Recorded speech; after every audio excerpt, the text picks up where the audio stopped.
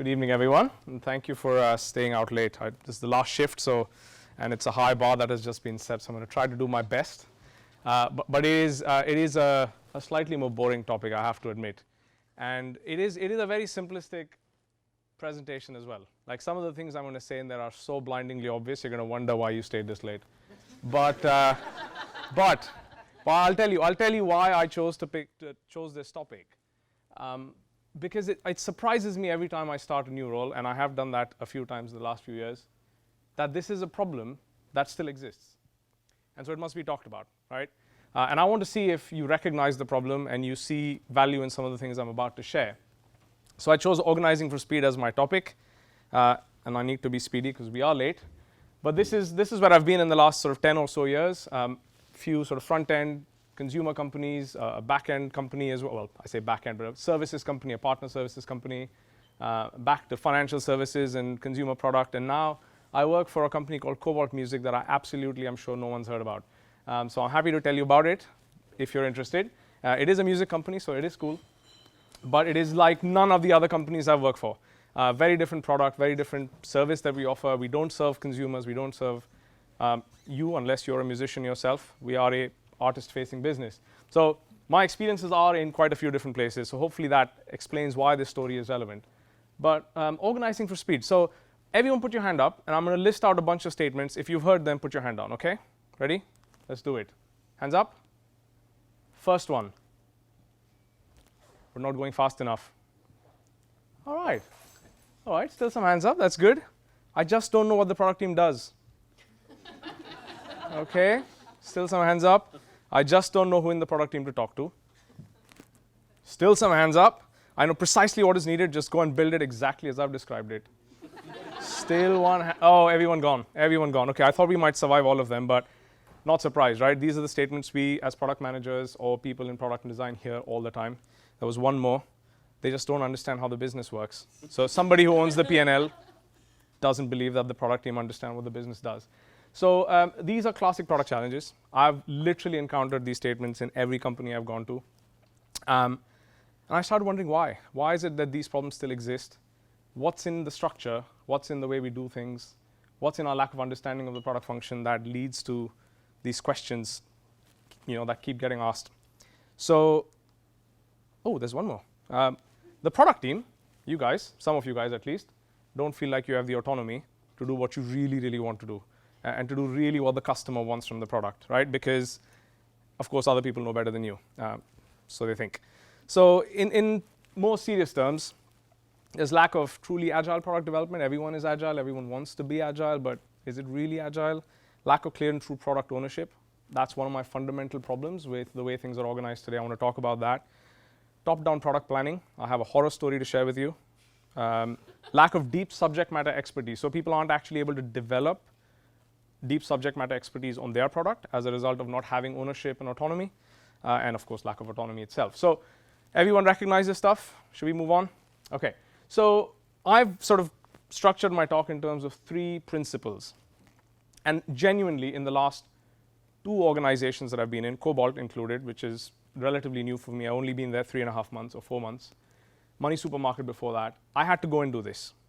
Such a simple thing that I think should just exist naturally wasn't there. And I had to go in and take a sort of deep wedge and run it through the business and see why is it that our structure isn't actually aligned with the business. So think about this value chain alignment, right? We'll look at what I mean by that. Your business, everyone's business over here is doing something. Yeah, they're doing something to create economic value. They're doing something to serve a customer need or solve a customer problem. And so there are a series of steps that you will perform to actually solve that customer problem. Now, what we have done is asked ourselves some fairly tough questions. What is it that we do? Why are we doing this? How do we know that we're winning? How do we know that we're generating economic value? And what are these very discrete steps, units of activity that we undertake over here to serve the customer? Have we, that's it. That's the question. It's as simple as that, right? Doesn't matter what your technology stack is. Doesn't matter how you're organized as a P&L, how many points of sale or global locations you have. None of that stuff matters. What you really need to ask yourself is, what does this business fundamentally do to create economic value for itself and to serve the customer? And basically, everything else follows from that. I told you it's going to be simple, right? Everything follows from that. The hard bit is getting those boxes at the top figured out. Ignoring all the office politics, ignoring all the historical structures that you've had, et cetera, just really asking yourself the question, how do we serve our customers? What are the units that come together for us to do what the customer needs to do? So I'll give you some examples of what I have seen work, and that should hopefully put this into a bit more context. But before I go ahead, essentially what I've done, everywhere I've gone, is said, this is a discrete unit of activity. There needs to be a product team. There needs to be a product manager that looks after this. One of the big challenges you might encounter is there are parts of the product that no one manages, right? Someone's assumed that it's just going to live on and it's going to be fine. It's not going to be fine, right? It's not, categorically, because something's going to break. It will need optimization. Your traffic will start dipping somewhere. You might have those long tail problems we heard about before. It's not going to work. And so one of the things I encountered at Money Supermarket was, because of the organizational structure, because of the planning processes around it, someone had forgotten about parts of the product, and that's not okay. So that's important. Every part of the product, once you've established what those discrete parts are, need an owner. And so, of course, all the technology bits that you look after, the product, the underlying stack, et cetera, should basically feed from that, right? You've got an owner. You've got teams that look after that part of the stack, and it all lines up with what the business is trying to do. So hopefully this structure, very simple structure, should give you the outcomes that you're looking for.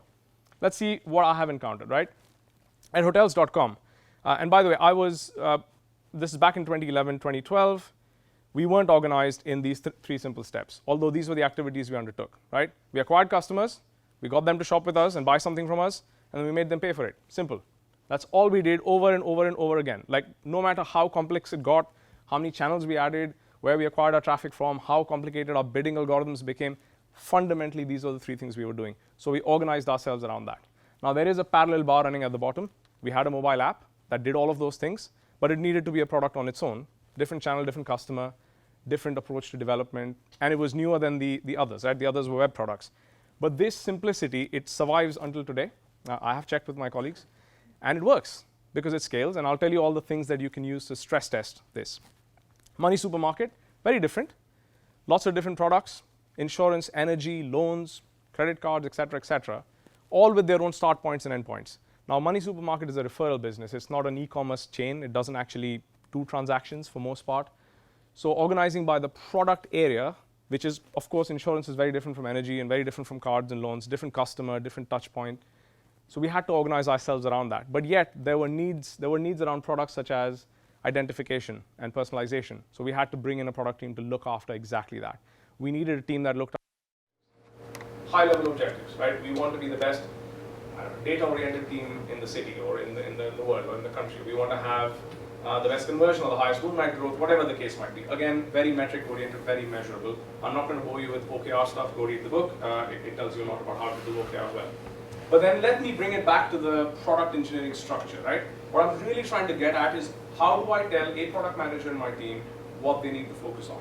What key metrics they and they alone will own, okay? And that to me is the real secret over here. You'll notice that the roadmap slightly cut off at the bottom. That wasn't my intention, but it is genuinely something that comes at the very end. And this is something I've learned over time through my roles, right? At the start of my product management career, that was gospel for me, right? I want the roadmap, and I want to create it, I want to talk about it, I want that to be my life. But honestly, over the years, thinking has changed a bit. And people are quite happy to just make the objectives and key results the anchor of their roadmap. I think you still need to have a roadmap, probably mostly to have easier conversations with your stakeholders and the people around the business. But ultimately, what decides what you do should be the objectives and key results you agreed with your team. Nothing new over there, but remember the link I'm trying to draw between the North Stars and the individual team metrics. When you have clear ownership of those metrics within the team, by the way, I apologize for using XYZ everywhere. I really do mean that there are different sets of metrics for each team. But the idea is that there is clear autonomous ownership of those key metrics. Finally, and I apologize, we're almost out of time, scaling, right? I've talked about the structure you need to produce. I've talked about how you can think about the autonomy and linking North Stars to the key metrics and testing, right? The boundary test is really important.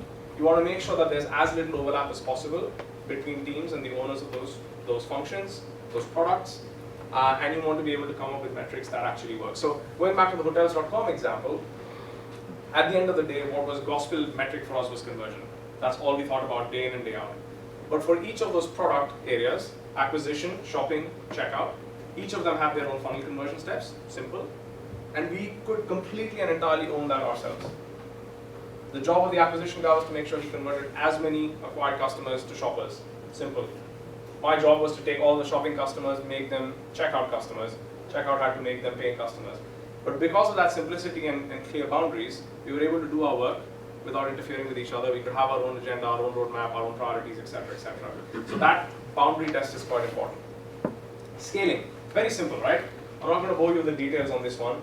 But when you think about the structure in your own teams, if you find some of these problems are relevant and valuable, go and ask yourself, if that autonomous structure scales, can I add another team of engineers, 8 or 9 engineers, designers, etc., to this one area because I want to go faster, because I want to scale it?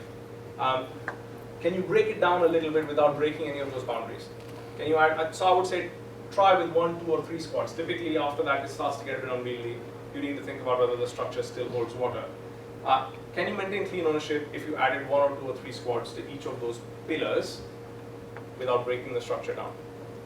That's the vertical stuff. Can you actually introduce hierarchy into your teams? Because you're growing, you need to have more managers, you want to promote some people. Does that structure break, or does it still hold its water? If you wanted to add a B2B product to your product stack, most companies now want to think about B2B and become service companies as well. Does the structure work?